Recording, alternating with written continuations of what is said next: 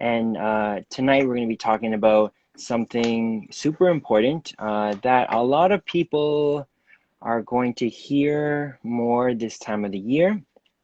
But before we get into our topic for tonight, I just want to give a quick shout out to all our sponsors. Without them, we could not be doing the work that we do, but specifically the TD Bank Group. And because of them, we are able to put on these weekly podcasts for you all and put out some awesome content. So tonight we are going to be talking about SAD, or seasonal affective disorder, otherwise known as seasonal depression. So before we get into how that looks like for us, let's just break it down a little bit. So seasonal affective disorder is basically the negative impact of the changing seasons, but it's not so much like the winter blues.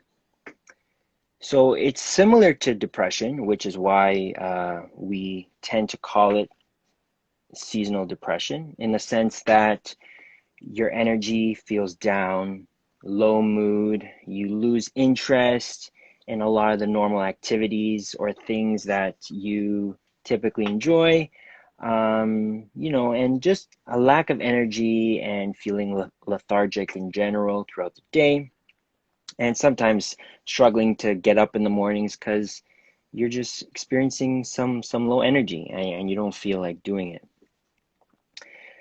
Now, a main reason why this is the case is because of the lack of sunlight. So before we explain that, I want to just highlight the main difference between seasonal affective disorder and something like general depression. So specifically with seasonal affective disorder, the symptoms differ when it comes to appetite and sleep. So if you're struggling with seasonal affective disorder, you tend to want to eat more carbs, sugars, and sleep more. So that all has to do with your lack of energy. And specifically, like I mentioned, this is because of the lack of sunlight. And one cause for seasonal affective disorder, now there can be many parts to this that all play together, but one cause is that the lack of sunlight stops the part of your brain that's called the hypothalamus from working properly, from producing different hormones such as melatonin, serotonin, which affects stress, mood, appetite, sleep, and then it can sometimes lead into seasonal affective disorder. Now, we're also going to highlight the fact that, there's been a lot going on this year. And, the truth is we're not able to get out and do as much as we typically do. So in addition to it being darker, the winter months don't bring as much sunlight, we can't get out as much either. So we're going to talk about all that stuff and get into a bunch of coping strategies, things that we use to kind of help with this, and we're going to talk about our own personal stories. So with that being said, I am going to go ahead and talk about me a little bit, if that's cool. So for me, I was diagnosed with something that's called high functioning depression, which means that you wouldn't know that I was dealing with these feelings of depression like low mood, loneliness, low energy, unless I told you. Because on the outside, it appears like I wasn't struggling. I was doing everything right. I was doing my homework. I was sleeping properly. I was exercising. But on the inside, I really felt quite different. And I really started to notice this when I was in high school. And at the time, I was experiencing a real lack of motivation. I didn't really find anything that really made me happy, that I was really excited for. And, as time went on, I thought, it was going to get better, but It didn't. It actually got worse. And for me, this is how I explain what it feels like. Imagine you're on a roller coaster, and this roller coaster is in the dark. You're strapped into this ride. There's no way of stopping it, and there's no way of getting off. And to add on to that, you're really afraid of the big drop at the top, and you don't know when it's coming. That's what it feels like for me. It feels like sometimes I'm okay, but then other times my mood and my energy really drops, and I feel like sometimes I don't have control over it. It's very overwhelming because I don't know when it's going to end, and it really affects my motivation. And it's not fun. And so, with that being said, let's bring it to our topic today, seasonal affective disorder. So this adds on another challenge for me in the winter because I'm not able to get outside as much. And for me, being outside in the sun, summer activities, going on hikes with my dog really bring my mood up. So when I'm feeling low energy, I do a lot of those things outdoors, a lot of outdoor activities.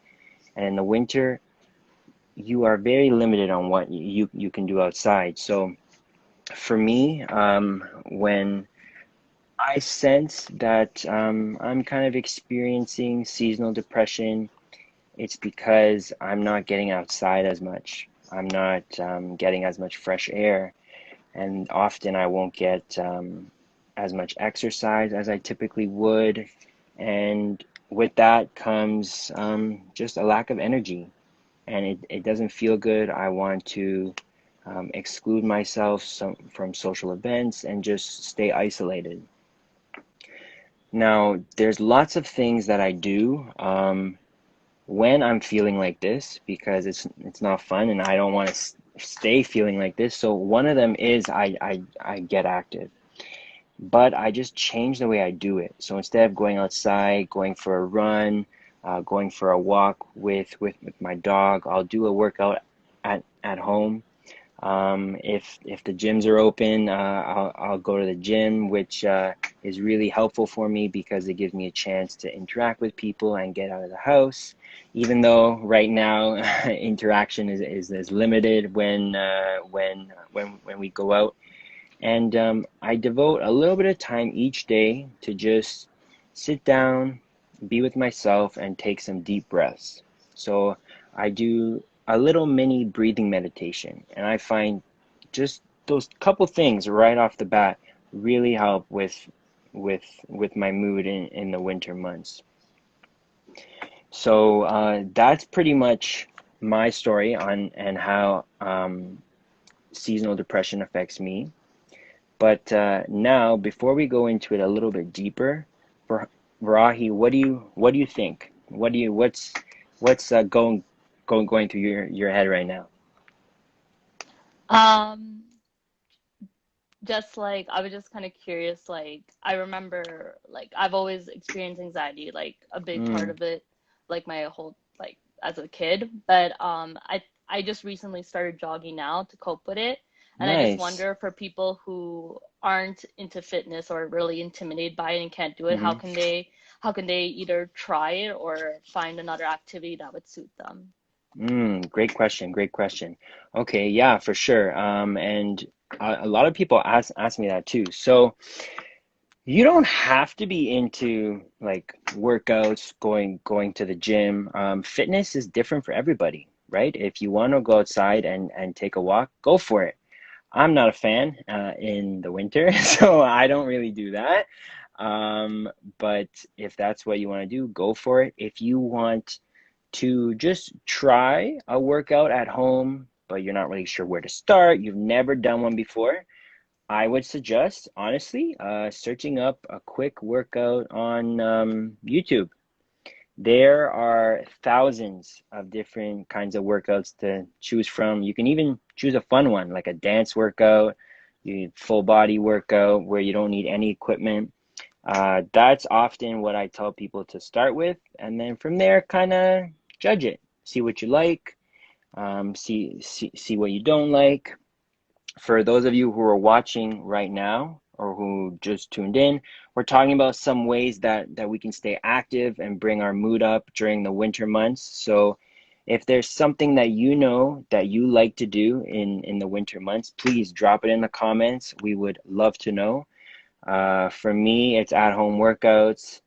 And what about you, Rahi? What do you do in the winter months? So a little bit about me, since Michael, Yeah, yeah. I feel like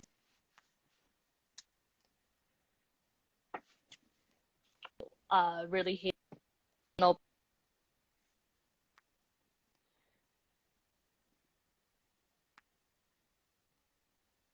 I always struggled with that in high school, like with marks and getting a job and like figuring out my life. I really needed to figure. I always wanted to know like what am I doing and what's the answer. And I always felt like that need to be better than people. I know like we Mm-hmm. shouldn't, but we constantly I think compare ourselves to others all the time. Of And course. I It's and human I feel nature. We all do.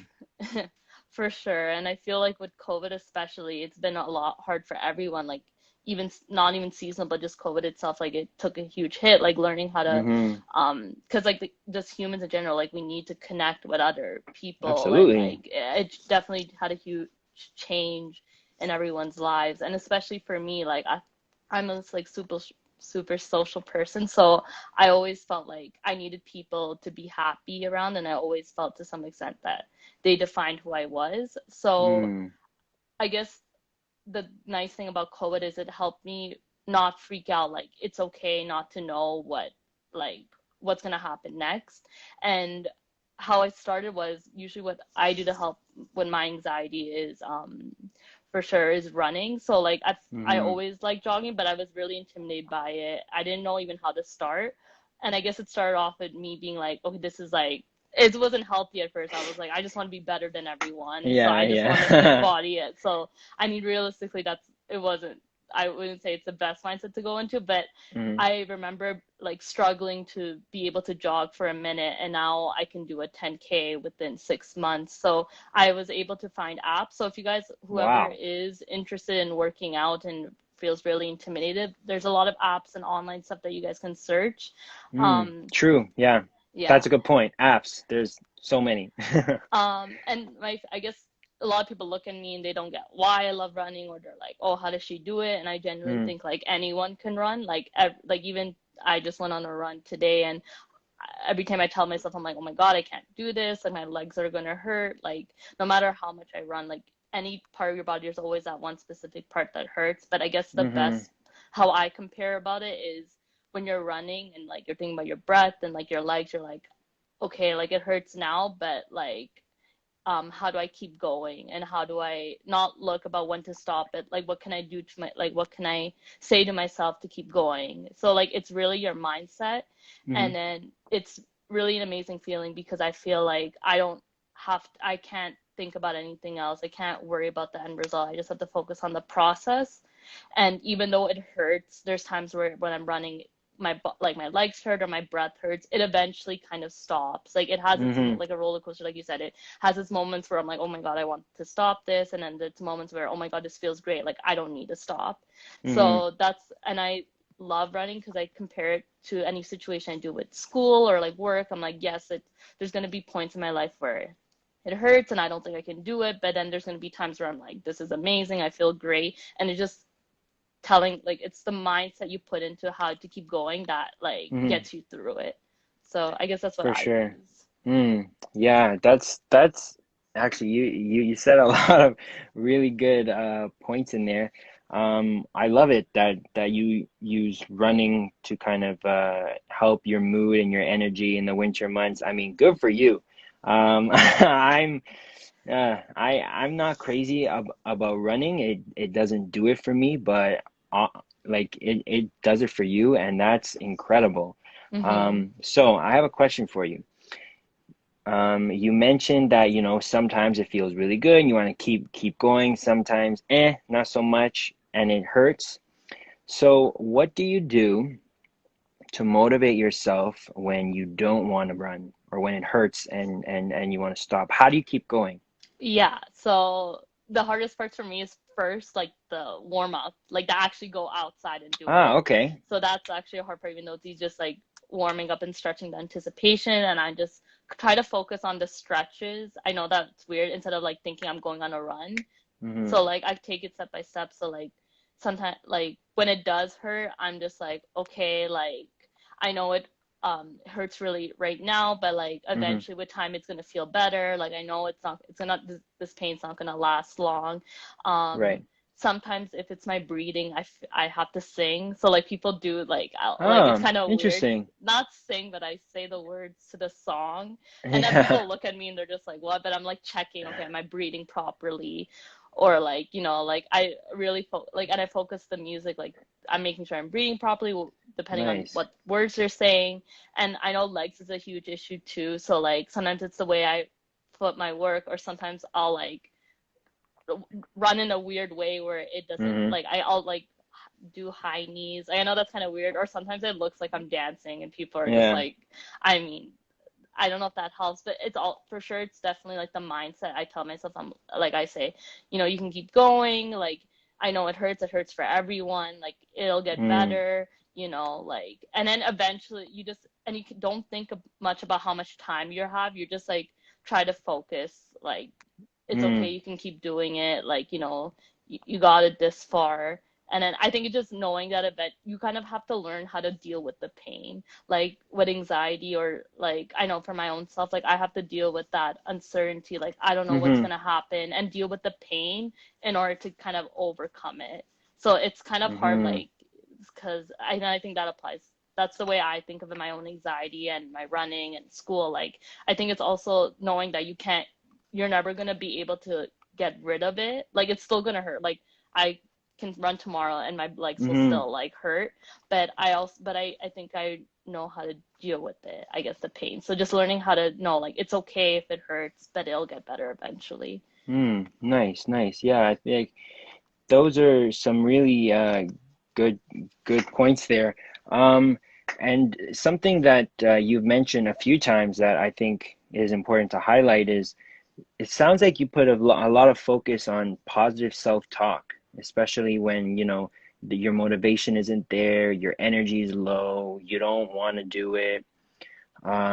So like, do you find that positive self-talk is something that you kind of gravitate towards to help motivate you? And of course, that includes like accepting where you're at, motivating yourself, maybe forgiving yourself if you don't perform exactly the way that you wanted to, right? Not beating yourself up over it. For sure, it's something that took time. I used to, with Mm, school, like marks, I used to be really mark driven. And okay. then I learned how to enjoy the love of learning instead of just focusing on the number. And I guess and I know it's hard, it's easier said than done. Like, of course, like we're all working towards a goal. Like, what's the point? But Mm-hmm. I think if you're really enjoying the experience and learning, like, it's okay if it's not about like, okay, if I can't run, it's okay. But it's like the fact that you're trying and you see yourself grow. It's like, I think it's just really amazing how capable you can be when with the attitude you have. Right, right. Yeah, exactly. And I just want to take a second to thank all of you for all your wonderful comments. We're seeing them all, and it's just amazing to have you all with us tonight. And we hope that you're getting a lot from this. But so we're not done. Um, so I think that's really important. And you said it a couple times that once you learn that you can push through and that you feel better afterwards, it kind of like builds up your um, belief of your own resilience, doesn't it? Right? Yeah, no, for sure. Like it definitely teaches you like learning how to um have a goal and focus on the process instead of like the end result. It has a huge Mm-hmm. impact in the way I guess, like your attitude and like what you want to get out of it. It's like that growth. I don't know if you've ever heard of it. Like I've heard of a fixed versus growth mindset. The growth Absolutely. mindset like focuses on like looking at every situation and taking it as a learning experience, whereas the fixed mindset, it's like you can only grow, and that's like it's black and white and that's it. And I guess like there's only a certain amount you can learn, and that's kind of Mm-hmm. it. So I think, yeah, for sure, like I think like a lot of people too, like I think it was like a like school in general for sure. Like I've heard of topics like that where they've evolved to learning how to have more of a growth mindset. Absolutely. I think that's so important, right? Knowing that it's all in the effort, knowing that it's a learning process as opposed to being fixed, right? And thinking things like, oh, it's always gonna be this way, it's never gonna change. So for sure, I love that whole idea of growth mindset. For those of you who are interested, there's a really great book on this. It's called Mindset, and it's all about growth versus fixed mindset. It's by Carol Dweck, Carol Dweck. I read it. It's fantastic. I recommend it. Um, Something else you said, you had thought it was weird, but I don't think it's weird at all, is that you really focus on like the stretching and like leading up to it. Honestly, I don't think it's weird because I think that the hardest part is actually starting. I Yeah, say for that I sure. say that to Like people any all the goal. time, right? Once you get that activation energy, pulling out a term from chemistry here. Once you get that initial push to actually get started, then you're more likely to do it, and more likely to finish. But it's just getting started, right? And that can be really tough for some people. I know it gets tough for me, right? Because sometimes, like I said, my energy is really low, my motivation is really low. I don't want to do anything. I don't want to go out. I don't want to exercise, right? But I know that if I do the things that bring my energy up, especially in these winter months coming, where my energy is going to be low, it's going to help me. So a couple things that I do when it's hard for me to get that motivation is I use my environment to help me. So, for example, if I want to work out tomorrow morning, what I'll do is I will lay out my workout clothes and my shoes and everything I need right there. So I wake up, I see it, I get changed, and I'm ready to go, right? Something else that you can do is get a workout buddy. Could be a running buddy. You could be socially distant running buddies. You could be virtual workout buddies, right? I know so many places, so many gyms and fitness studios are running virtual workouts now. So there's so many options for you, but I think the important thing is to know is that we're all in this together, right? Uh, Yeah, go ahead. Sorry.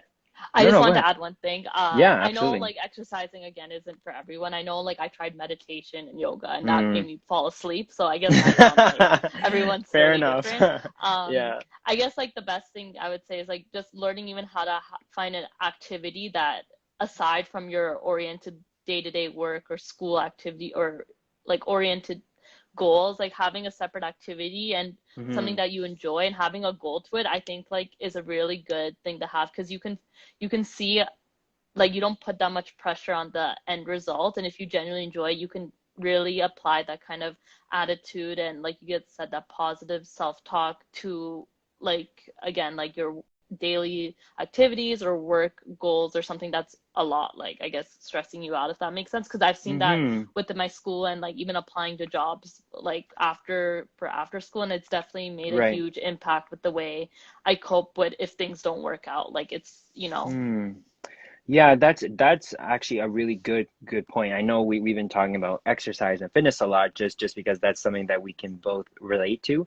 But it doesn't have to be exercise and fitness. I will say though, disclaimer, that exercise is proven to release happy chemicals in your body and increase your mood. So definitely recommend it. But bottom line is find something that is positive, healthy, and that brings your energy up, right?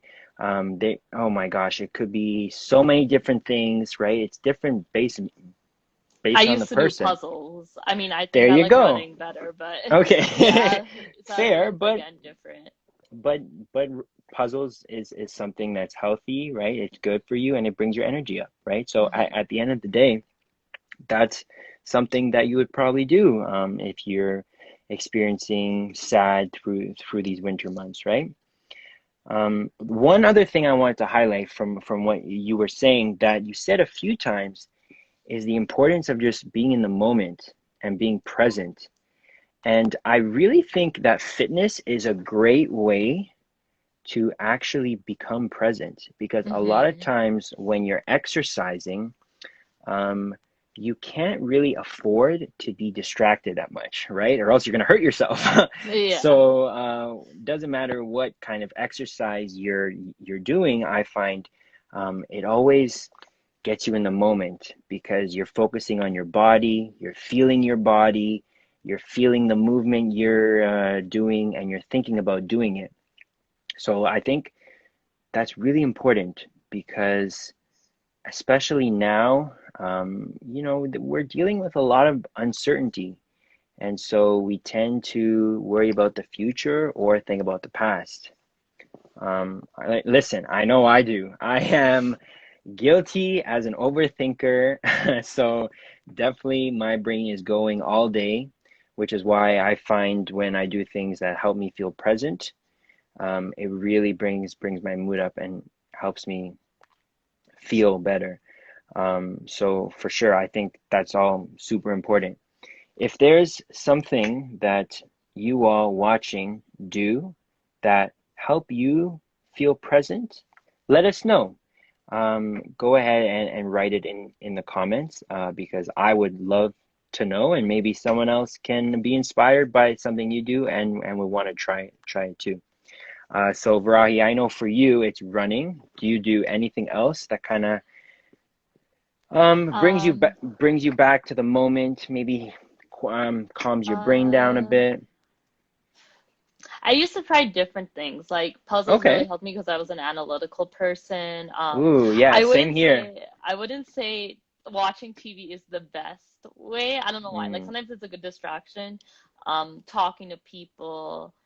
Uh, I guess the nice thing about like having an activity that you can do yourself is just like something that you can do on your own time. And again, like with mm-hmm. this social distancing thing, it can definitely help you be occupied so you don't realize that like, oh, I didn't talk to like you can, I guess you have so much more time on your hands because you can't see many people. So like it does definitely having an activity that you can do on your own is, I would say, really Yeah, helpful.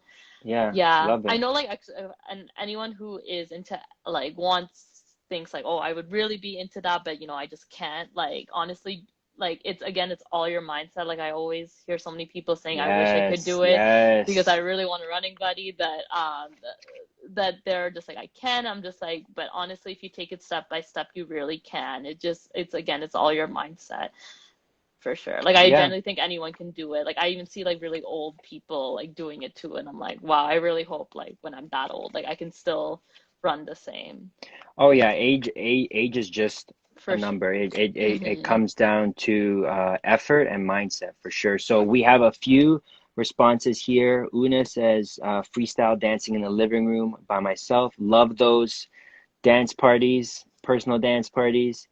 The girl for change says dance workouts. Listen, you all are talking to the right person. I'm a salsa dancer. I'm all for it. Trust me. And Brahi, I know you said you kind of dance and people look at you strange. Hey, when Not I'm at well, but when yeah. when when I'm at the gym and I hear a salsa song, I'll sing, I'll dance. Yeah, trust me. You'll people tend to notice me. I don't know if Um, anyone sings in the shower, but yeah, all the time. Diana says, I've started listening to Christmas music while I'm working. Real mood changer, makes me feel so happy. Yup, love Christmas music. Definitely makes me feel happy too.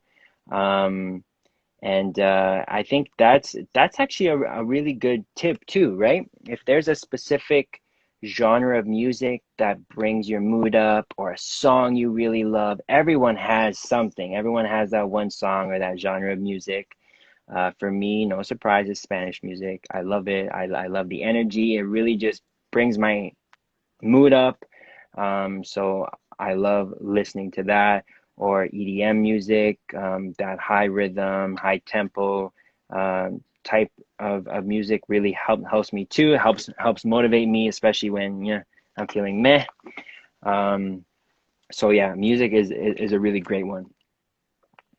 That's awesome. So in addition to all those that you all said, so just to recap: dancing, meditation, activities by yourself, dance parties, fitness, exercise, music, reading is another great one.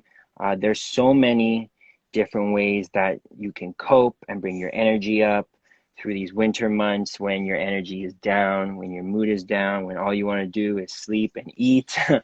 So in addition, you want to try and maybe change your lifestyle a bit to combat the effects of SAD. So specifically taking advantage of the sunlight while it's there. So trying to schedule regular outings during the daytime so you can actually be physically exposed to the sun.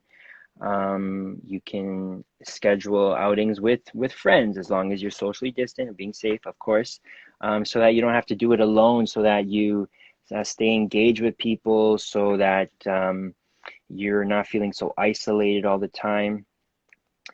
And with that being said, taking advantage of sunlight, sleep is a big one too.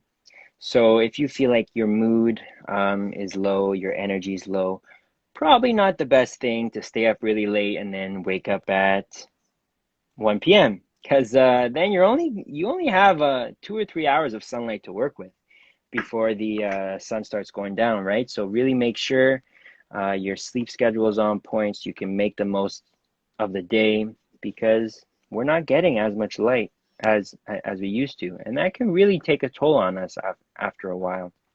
Try and work close to the sun. So I know a lot of us are working from home, doing school from home. So maybe sitting near a window can help bring your mood up. I know I do that for sure. So instead of sitting in my basement, well, where it's kind of dark and I have small windows, I like to sit in my kitchen where it's pretty much all windows and I get light in all day long. Opening a window, getting some fresh air, standing outside for a few minutes, going for a short walk, all great coping strategies too. And something else that I want to add that we mentioned briefly, but I want to talk about it a little bit more, is just accepting that this is this is a challenge, right? It may be a challenge in any typical winter, but it might be a little bit harder this year because we're limited in terms of the interactions that we can have with people, right? So Diana says, in the morning, open your bedroom window or your kitchen window to get some fresh air, even if it's for a few minutes. Yeah, exactly, right? I know it's getting cold, so you maybe can't leave it open all day, but doing whatever you can to get a little bit of fresh air definitely makes you feel different instantly. What I like to do actually is um, especially when it's cooler outside, I like to sit by a window, stand outside, and just take a few deep breaths. And I really pay attention to the cold air coming into my lungs and me breathing the hot air out. I find it really grounds me, and it helps me stay present. And for those of you who might be wondering what that means, when something grounds you, it just means that it brings your focus to what's happening now, what you're feeling, what you're seeing, as opposed to your focus being in your head with whichever direction your brain is going, right? Because sometimes the tracks of the mind lead us to a whole bunch of different places, and it's pretty easy to get lost. So that's a good way to ground yourself. Take a few deep breaths, breathe in the fresh air. Exactly. Una loves that too. And really just feel what it feels like to breathe in that moment. Yeah. Varahi, is there anything that you like to do that kind of helps you ground, get in the moment, pay attention to your surroundings? I used to do this, but I think I have done it in a while, but I would describe my five senses if I was ever really stressed. So I had to Mm, describe like five things I would see in the room and like five things I would smell and like think about like the I guess things I could hear.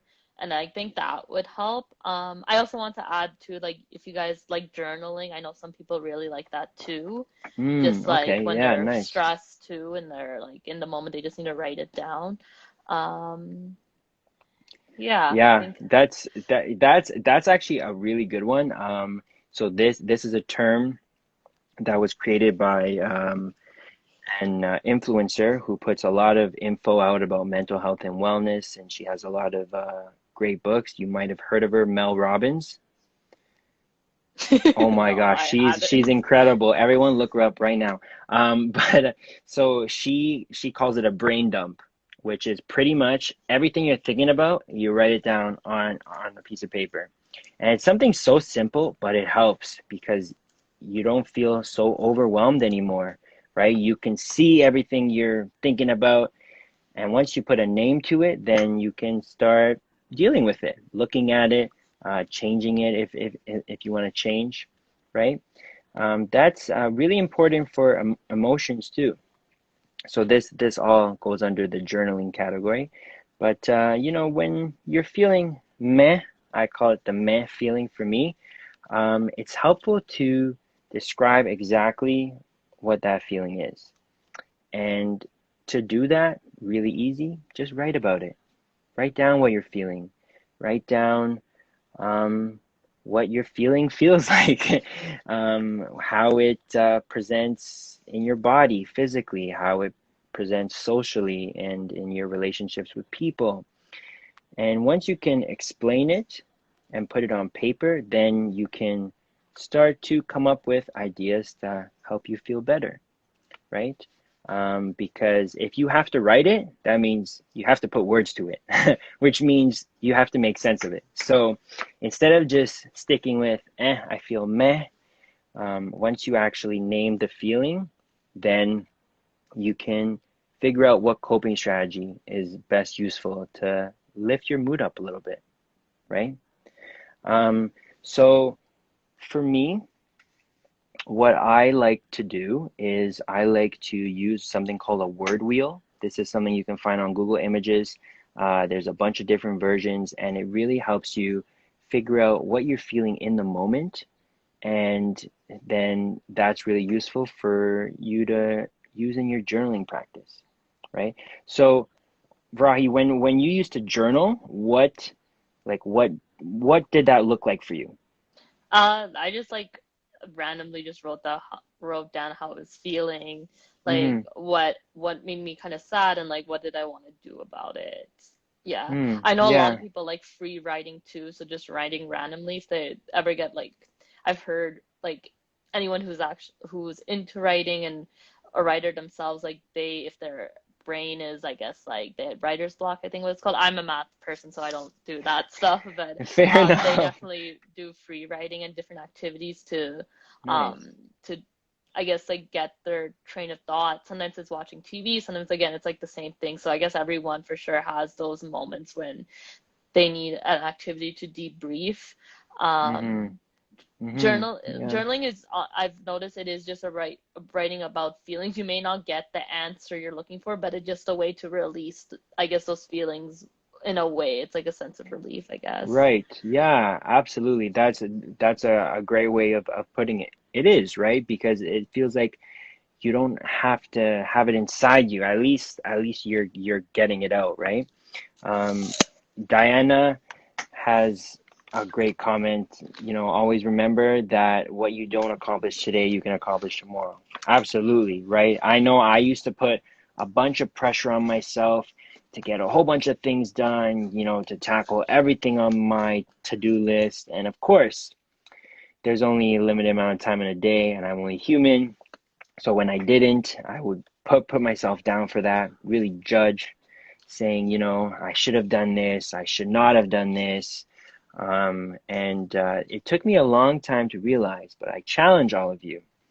Pay attention with how many thoughts you have that start with I should or I should not.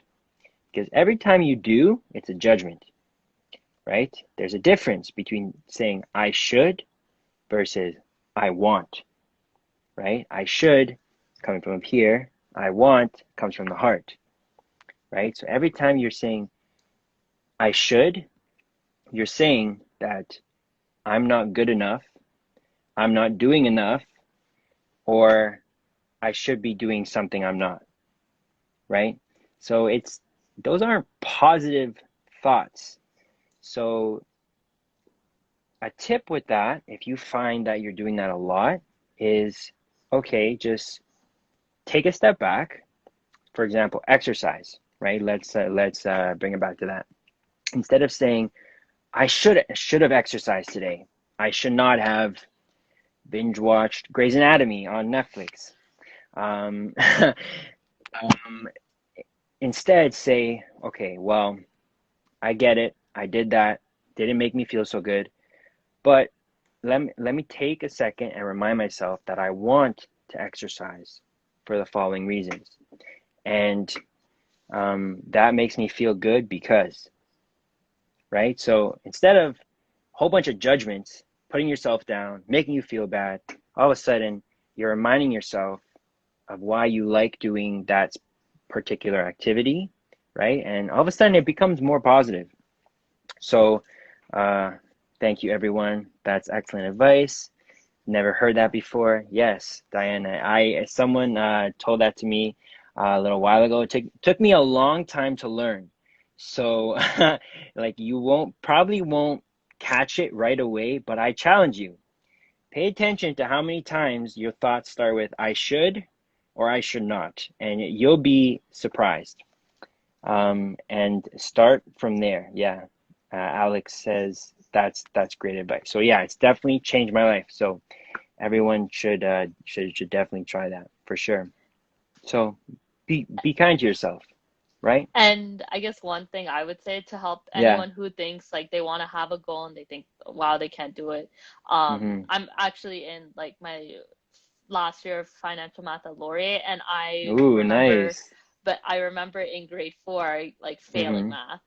And a lot of people, like, I guess a lot of people would be really surprised that I was naturally not good at math, but it was actually something I actually really struggled with when I was a kid. I was not naturally good at it at all.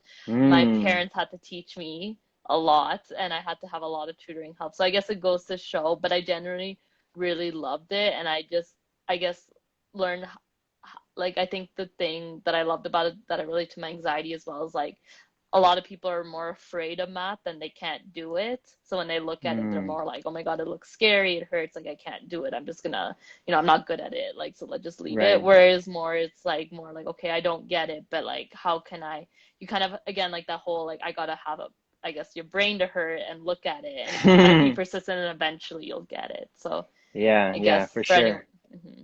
And you can apply that to almost anything, right? for Just sure, yeah. you know, be compassionate with yourself, and start small. There's nothing wrong with starting small. You know, sometimes you know, exercising can feel intimidating. Just do something for 5 minutes, and that's amazing, because like we said, the hardest part is starting, right?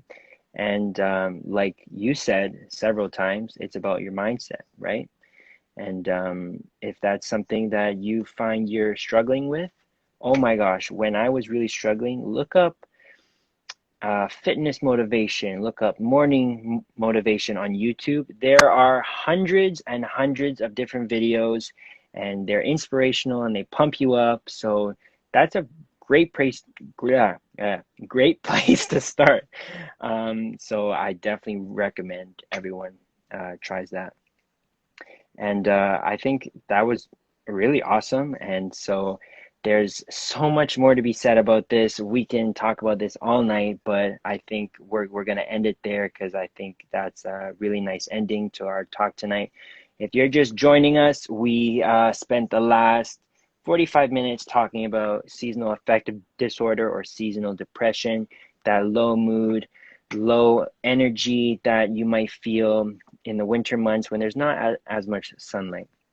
Before I continue, Diana says, or something easy as watching funny animal videos will perk you up. Oh my gosh, memes. I have a folder Oh of my memes on God, my I'm gonna phone. start that now. I Yes, had you never heard have of to. that.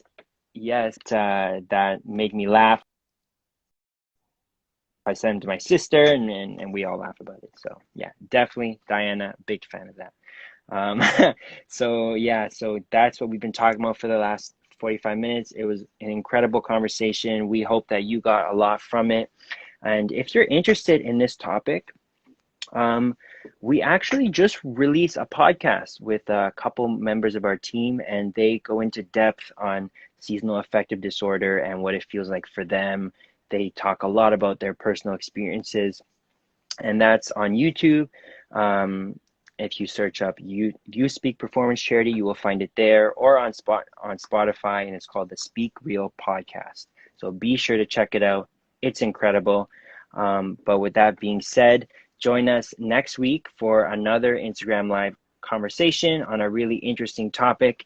And once again, I just want to shout out to our sponsor, TD Bank Group, for making this possible. And I want to shout out YouthSpeak and the incredible team that we have, because these programs, these conversations would not be possible without a whole bunch of amazing people that do a lot of work in the background, and it's really appreciated. So, and thank you all for joining us, For of sure. course. So, it wouldn't be fun without a bunch of people We wouldn't even be interacting talking to with us. anyone. It would just be No, us two. exactly, exactly.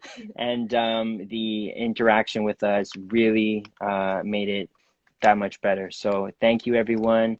Thank you, Rahi, and Thanks, we, Michael, and thank you guys. of course, we hope you have a great night. See you soon.